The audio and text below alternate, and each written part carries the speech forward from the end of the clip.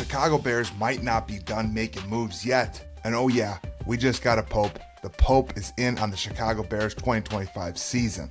Welcome to Claws Up, Bear Down, where we dive deep into all things Chicago Bears. Go ahead and smash the subscribe button if you want to keep up with all things Chicago Bears. We found out this week the Bears actually tried to move up from number 39 in the NFL draft to number 38, making a trade with the New England Patriots. The deal was to move and swap picks to 38, and then the Bears would give up the 7th round draft pick for that spot. It is believed the Bears were going to go after a running back. Obviously, that didn't end up happening because Luther Burden III is a Chicago Bear. It shows, though, that the Bears and Ryan Poles were interested in taking a running back, at least getting up to that 38 spot, and having Trey Henderson available at that spot. Could the Bears have picked a running back at 38, or did they just want Luther Burden III at 39? No one will ever know, but it doesn't ignore the fact that the Bears still have a hole at running back.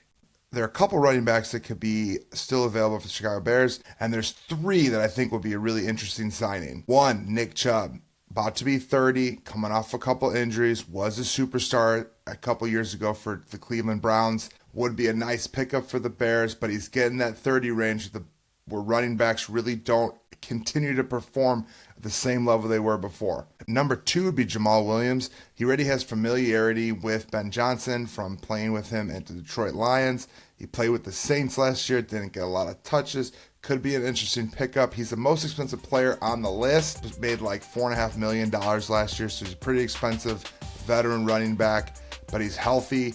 Could be dynamic for the Bears. Johnson already knows how to use his strengths, and he had his best years in Detroit with Ben Johnson calling the plays. He could be in play for the Chicago Bears. Number 3, J.K. Dobbins. J.K. Dobbins just played with the Chargers last year. He's only 27 years old. He had 900 yards rushing and 9 touchdowns for the Chargers last year. He was also the cheapest player on the list, only making $1.5 million. He could be a great pickup for the Bears. For the position, I'd like to see a younger running back. 27's a lot better than 30.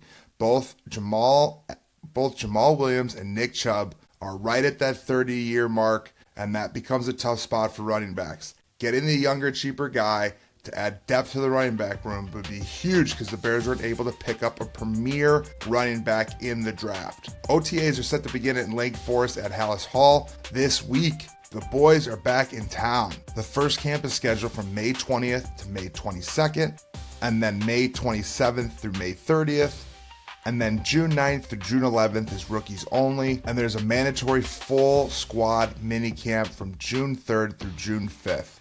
Going to be media availability by the players and coaches and maybe even the general manager. Could the quarterback Caleb Williams be one of the guys who ends up talking at minicamp this week? Recently, news broke that the Bears quarterback Caleb Williams and his father are going to be featured in a new book by an ESPN writer. In this book, it details how Caleb Williams and his dad were trying to find a way out of Chicago. They didn't want to come to Chicago. Caleb Williams even spoke about wanting to be with Kevin O'Connell and the Minnesota Vikings. It's hard as a Chicago Bears fan to hear these type of things being said by the savior of the Bears, Caleb Williams. We want to always have our athletes want to be here. Chicago is a great city that deserves great sports. It's tough when you hear these things out of these players, but it's understandable. The Bears have been a terrible place for quarterbacks to prosper. Caleb Williams already showed that he can be one of the best Bears players of all time, as well as quarterback. It would have been preferred that he was just excited to come to Chicago and that none of this stuff would actually came out, but it's going to be out and it's going to be in the book.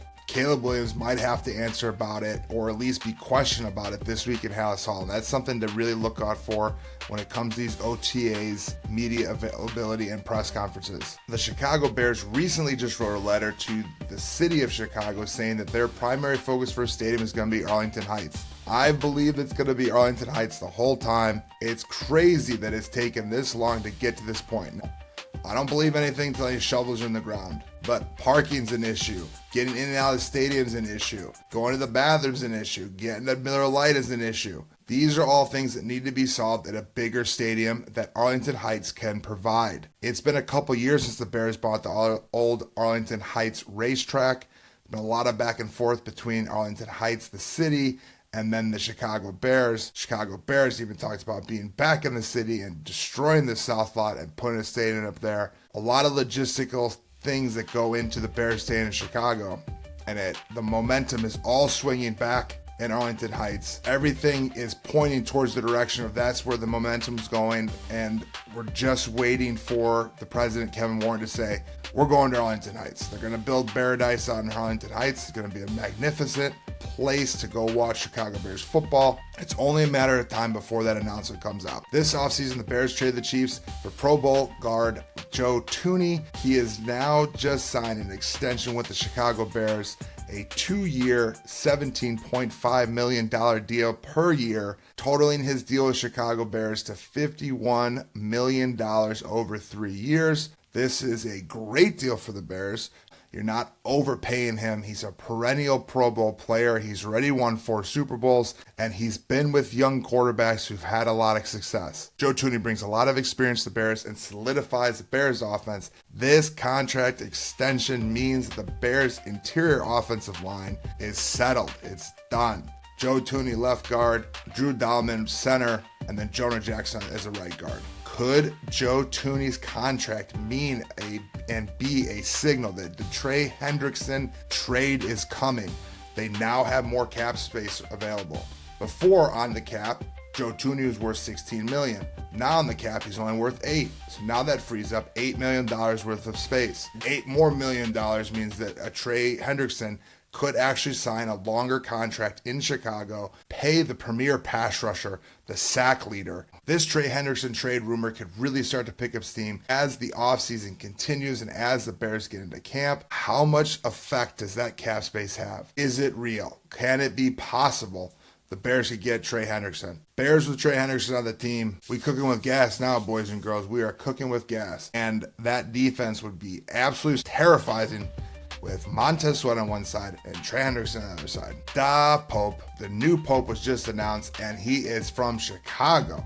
And just recently, when he was meeting with delegates and officials, he was given a Chicago Bears jersey with his name on it, Leo the 14th, and it has the 14 Roman number numerals on it as well. It is confirmed that the Bears have the Pope on their side, which is only positive vibes. I don't care if you're religious, not religious, don't care, it does not matter. You want these type of moments, you want this type of movement on the Bears side. Having the Pope, literally, da Pope, being a Chicagoan, being a Chicago Bears fan, having a Chicago jersey, there's a chance that in the Vatican hallways, there's going to be a framed Chicago Bears jersey. How epic is that? Never in my lifetime did I think that'd be a real thing. And we have the Pope on our side. This is the type of news we've been looking for. Caleb Williams news about the article in the book, not so great. The Pope news, excellent news. Excellent news. Positive vibes only going into OTAs and the offseason program for the Chicago Bears. Let me know what you think. Should the Bears sign one of those 3 free agent running backs?